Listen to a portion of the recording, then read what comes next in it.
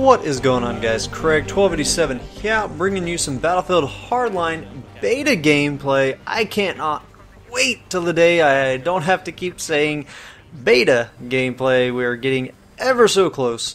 Today actually is Friday, so the preloads on PC, at least for Origin, do start today. So actually, by the time this video gets uploaded onto YouTube and fully processes and I make it public, so when you guys are watching this right now, I've already started my preload and probably am already done because it'll be noon my time that those preloads start going up. So very excited for that. But that is not the main purpose of today's video. Today's video is to talk about two things.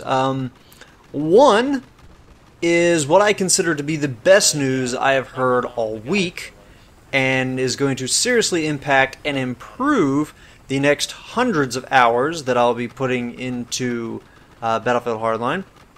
But real quick, excuse me, sorry about that. Real quick, I also wanted to point out that battle log, if you are curious, and I would imagine this does apply to the console folk, if you have linked your Origin account to your PSN or Xbox Live account.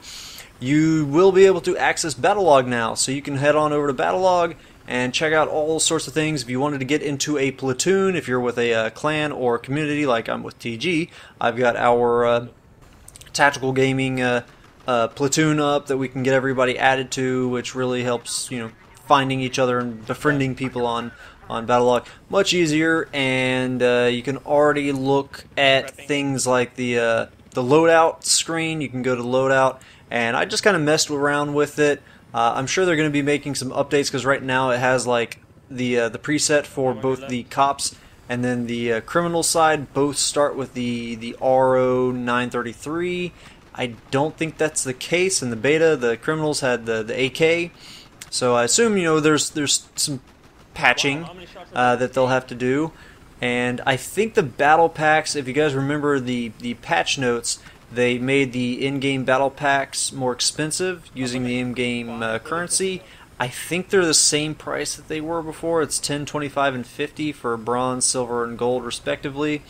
But speaking of battle packs, if you have battle packs, apparently some people are able to go ahead and open their battle packs and get their vouchers and stuff. I have pre-ordered the Ultimate Edition, which includes Premium and the Deluxe Edition, and I don't have any. I went and looked at my battle packs. I don't have any of the gold battle packs, nor do I have the three, the Specialist and you know, all those three different battle packs. Nor do I have my Veteran battle pack, which I assume I'll have them day one when the game. I would hope so. So, but apparently some people have been able to open them, or some of them. So that's pretty cool. But you can also look, there's like an inventory tab, and it has all items, weapons, vouchers, boosts, weapon camos, loadout slots, battle log items, and then patches. Not like I'm patching the game, but patches that you would be placing on your character. You can customize your avatar and things like that, and you can go ahead and start looking at the stats screen. You can look at all the different things for the awards. So you can look at the medals and the campaign assignments, game mode assignments, weapon license assignments, weapon assignments, melee assignments, vehicle assignments, class assignments, syndicate assignments, which those are the ones that you have to complete to unlock certain things, like a lot of the gold melee weapons. Each kit has a weapon, like the ARM or the ARM for the assault, operator class, the double barrel shotgun for the enforcer, the FMG-9 for the mechanic, and then the 300 knockout for the professional, almost called a recon, and then all the different gold weapons. So that's how you're going to get those. I'm going to be really paying attention to those. And then they've got the miscellaneous. So yeah, check all that stuff out. Pretty darn cool that we've already got access to some of that stuff. Obviously, you know, we don't have any money, so you can't go ahead and start purchasing stuff. But it's just cool to see the layout in its final form, or possibly final form. You can also customize your emblem. I've still got my bipod knife, which is something I'm always proud to have, that bipod knife. So yeah, The other issue that I wanted to talk about, the thing that I said is going to make that has already made my week and will be making the next hundreds of hours that I pour into Hardline, and that is, and I will have a link to this below, and I'll also have it popping up here in the video itself, but one of the guys in TG, I don't think he cares too much if I say his name, but is a Starkzard. I blurred it out because I also posted this on Reddit, and that's one of the rules on Reddit is you have to blur out certain accounts and things of that sort. But he asked Thaddeus Sasser, who is the head multiplayer design guy for Visceral Games working on Hardline, and he asked him, "Hey Thad, will PC have a hard-capped 32-player for heist and hotwire modes?" And then he just stated that it would ruin the balance to see 64-player servers in those modes. Thaddeus did respond relatively quick, saying, "Yes, for official and ranked, it's capped at 32. So this is music to my ears. I mean, Conquest is the bread and butter of Battlefield, and but I really enjoyed the Rush mode. I thought it was a really cool mode. I mean, I much preferred Rush as like the standout feature for Bad Company rather than the destruction that it added.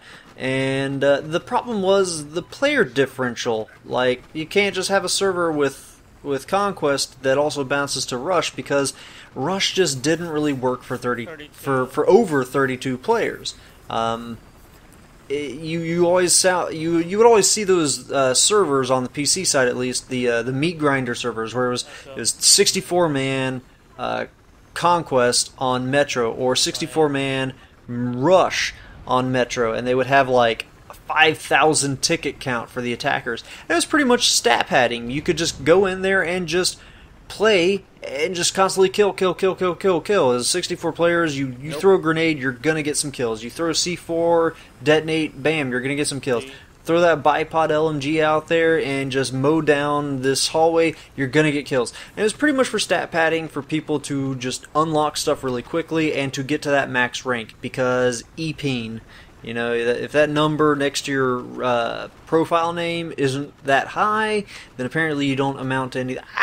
Whatever the reasons may be that people did that kind of crap. But yeah, and I didn't really care for that. I like the rounds where a squad can actually use teamwork and work together and use strategy and tactics to flank and actually, you know, play the objective, not just, hey, let's grind through all the tickets and just get kills.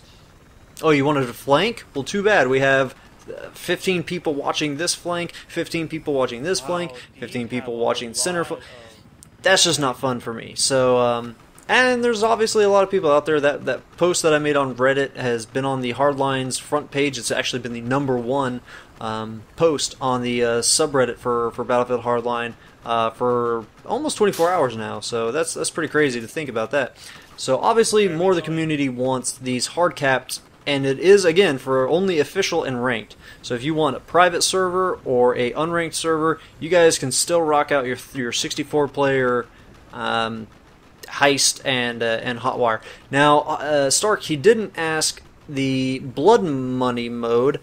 I would hope that Thaddeus is also intending that it's hard capped for the blood money mode, because blood money in the beta that we did, it was 32 players and it felt perfect. 48 would have been stretching it. 64 would have been mass chaos, and nobody would ever really be able to actually do anything. It would just be sheer luck that you were able to get through the enemy lines and grab money and get away with it. So, yeah, there you guys have it. Again, the link to the Twitter post is in the video description below if you want to check it out again. And go ahead and, yeah, start checking your battle log and all that good stuff that it has to offer. So I hope you guys did enjoy the gameplay going on there in the background. We're so close to the release date. Can't wait. March 17th. Can't come soon enough. I hope you guys enjoyed all of it. Have a good one. Ta-ta.